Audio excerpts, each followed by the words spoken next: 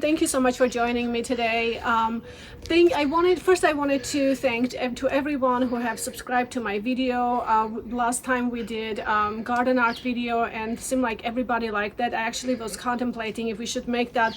Some viewers had asked, but I was like, there is not enough content in that video, and George was like, no, I think it's gonna be a great video. So we went ahead and did that, and it seemed like so many viewers loved it. It was really exciting. So thank you for all of your beautiful messages and compliments. So anyway, today we are working on some project, and I wanted to start our video here because you're probably familiar with this area. This is our front yard, which probably in one point will be backyard, but I will get to that later. This part here, so when we continue on with this through this patio, we are going through side of the house, and I want to show you what was going on here. So we had first I wanted to say that we had a large pine tree here, which part of it broke because we had about 60-mile-an-hour winds. So part of it broke and it kind of fell down. So we had someone to come help us to get rid of that. And then also they helped us to cut the rest of the tree and remove it. So however, as you can see, we have another one here that is kind of leaning, and it's very close to the house, which eventually we are going to remove this as well, hopefully before the end of this year. And then we have a couple more there. So this area I'm not going to touch until we get, remove this tree first. Then I will start, working on this area. However, because we removed this tree, you can see we have a beautiful redbud tree right here, which I am sure it self-seeded itself, but it became a beautiful, gorgeous tree. Now, since when we remove this tree, this pine tree, will actually open up a view to this beautiful redbud tree, which I'm very, very excited about. I think it's going to be absolutely gorgeous when the tree is in bloom. So my plan to have a garden shed right here. So we're saving for that. Eventually, hopefully I can get a nice garden shed where this is a very convenient area for me to keep all my tools organized, because it's close to everything here, and I anyway, very convenient for me. So I would love to have a garden shed here. Eventually we are going to remove this fence and then slowly work our way landscaping down this way on the side of the house. So if you follow me this way, and I can show you what we are working on today. So you will see George working today because we are working on the side right here. So there was a whole bunch of bushes and stuff. I went ahead and basically just removed everything. So you can see our property line comes to where the fence ends right here, which is a very narrow area. However, we have a new neighbors here. They're very, very nice, very thankful to have them by us. They're also doing some beautiful landscaping. They have a landscaping company who are helping them. So they seem like didn't have any problem if I go a little farther planting towards their side of the property, and that way will give us a nice view here versus to just go, a very narrow area here. So that was really nice. They have no problem with that. So what we did is we went ahead and removed all the bushes that was just basically spread themselves around through their rhizomes. They weren't really in any order or anything. I just basically cut them. You can see there are like a whole bunch of big stems here that needs to be still either cut down all the way. And then, so I basically had a big pile right here, and then they offered us their chipping machine, which, George went ahead and shipped everything. So we have a big pile of chipped material here, which I'm hoping maybe I can either store them in my compost or maybe just covering the ground after we plant. I'm not exactly sure how to go with that yet, but anyway, we're still working on stuff. But today George is going to, I asked him to come and till it for me, because first there's lots of roots inside in the ground. It will be very difficult for me, or it would take me really long time. So he's going to start tilling. Hopefully we'll just put mix some manure and some other compost natural components to reach in the soil a little bit, and then we'll just have to go ahead and I think just cut these stems as close to the ground as possible. Then we will just go ahead and plant this area, probably about 2 here. I think about 2 here for now until we get ready for this. I have some good ideas for this area here, but we still have so much work to do to work the soil. I don't know how long it's going to take, so I'm concentrating only to this side, because I also have clearly lots of daily maintenance on a garden and chores that I have to also do. And also, as you guys, all of you know, that I've been working on a pergola project, which kind of has been on stop for a little bit because of my garden chores, and we had company from the US, which was really awesome. We were able to visit with some of our family. So but also the reason why I stopped that project is because I'm not really sure how to proceed yet. So the ideas that I had, I am contemplating, and I'm a little conflicted, and which I will explain later. I think I'm just kind of putting it on pause for a second to concentrate to get this part done, because I think this is just the easier way to do it until I have some more ideas in how I want to move forward, which it's starting to come, but we'll just concentrate on that. And also vases that I have for my other pergola project, I think I'm going to move them here versus to have them up there. So we'll have nice pots, hopefully for the annual flowers on the side of the stairs. I think it will be nice until I figured out what I'm going to do there a little bit. But ideas are coming, it's just thinking process. So George is going to till, and I am going to start on my watering, because it's going to be 90s today, sweetie.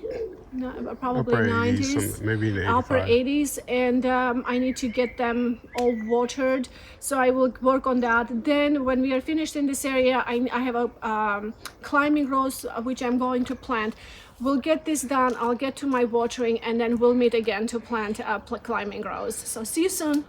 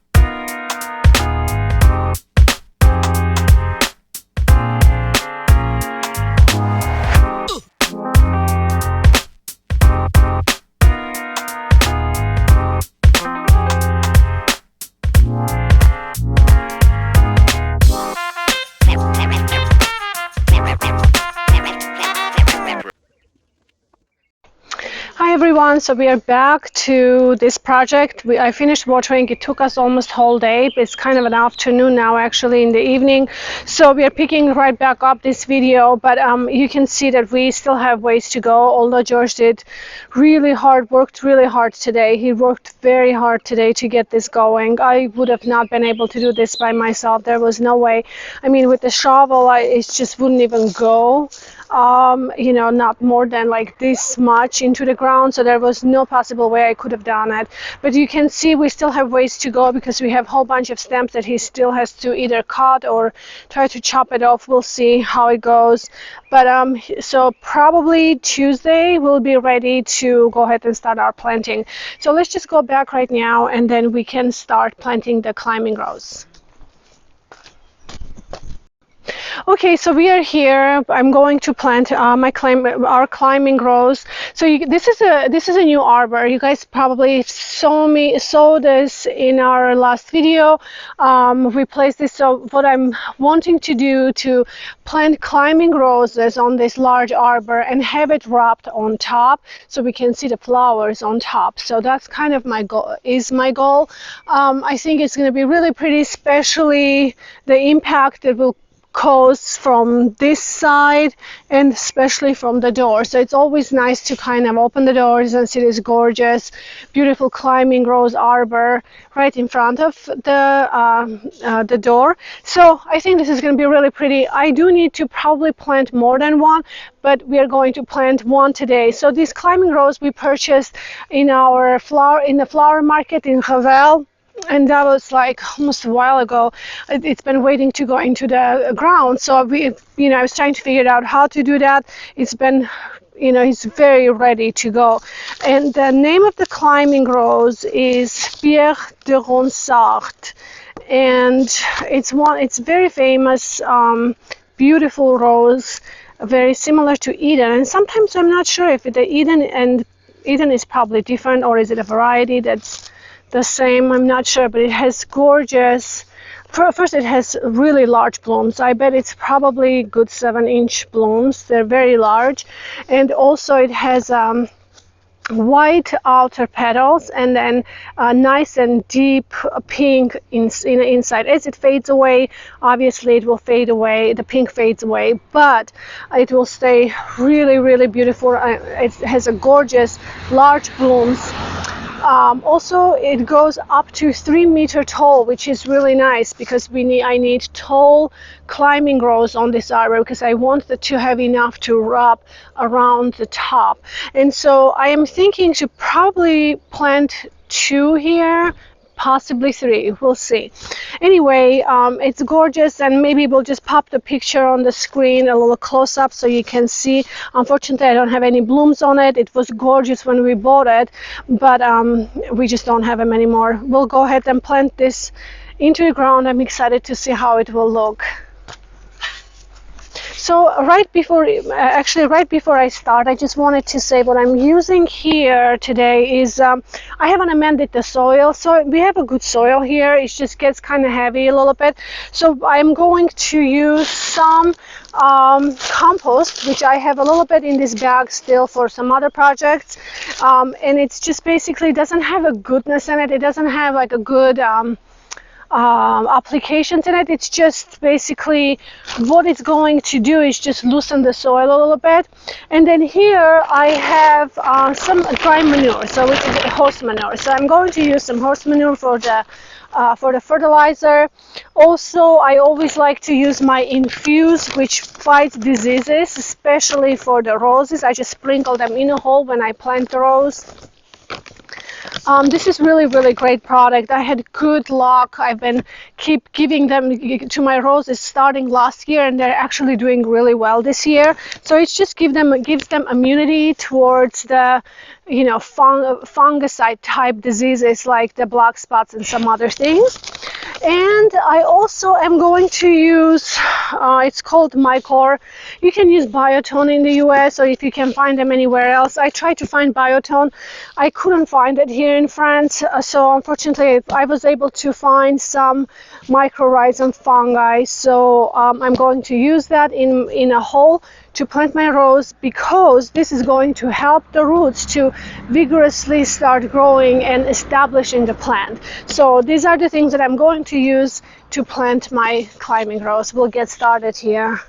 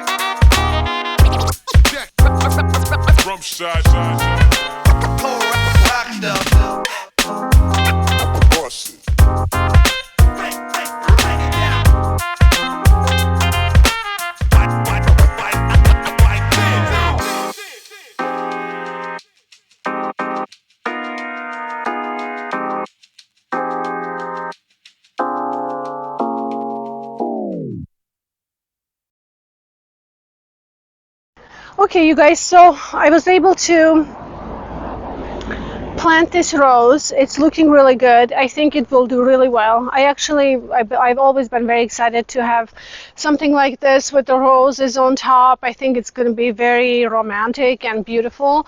So anyway, I watered it really, really well. I will let it soak in. As soon as the water disappears, I will go ahead and basically just cover it with a nice compost on top and just let it sit and give it a really good soak, quite frequently, because now it's a hot weather, and usually it's not the best time to plant, but if you give them enough water, they will be fine.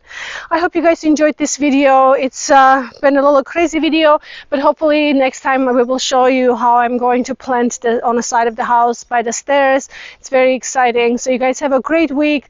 Thank you for subscribing. Please don't forget to subscribe if you like them and share my videos. Have a wonderful day. We'll see you soon. Bye bye.